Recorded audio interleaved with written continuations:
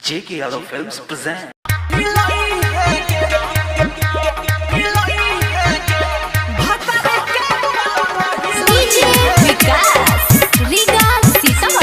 JK Yadav Films.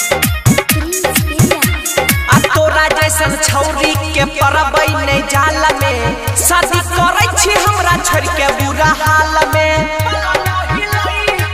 सुन सतभत्री तोरा जैसन छौरी के परबै नै जाल में शादी करै छी हमरा छोड़ के बुरा हाल में। जझुरी के नई है गे गे गे गे गे सटा के टेबल मिला के लेबल भातर के पलंग हिलई है गे सटा के टेबल मिला के लेबल भातर के पलंग हिलई है गे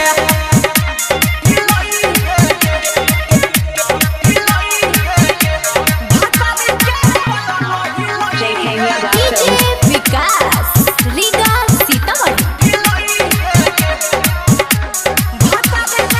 रहतौ ने चीज छौरी जैसन या खाना छ भेजे तो शादी तोरा कोन टेंशन छ।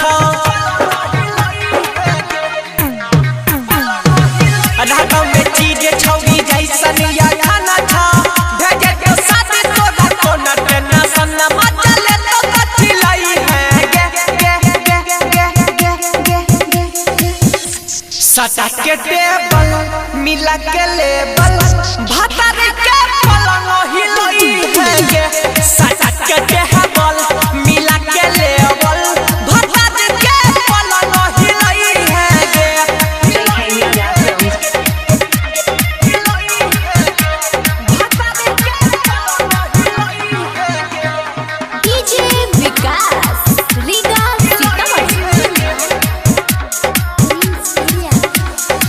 निभाबै पड़तौ तोरा बहु वाला रू लगे बात धीरज वाला करी है नहीं कबू लगे। निभाबै पड़तौ तोरा बहु वाला रू लगे ललको धीरज वाला करी है नहीं कबू लगे। बात फिर सके नहीं छौ गे गे गे गे गे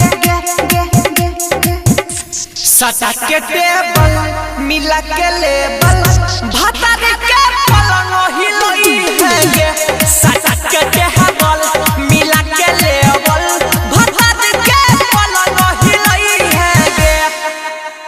JK Yadav Films.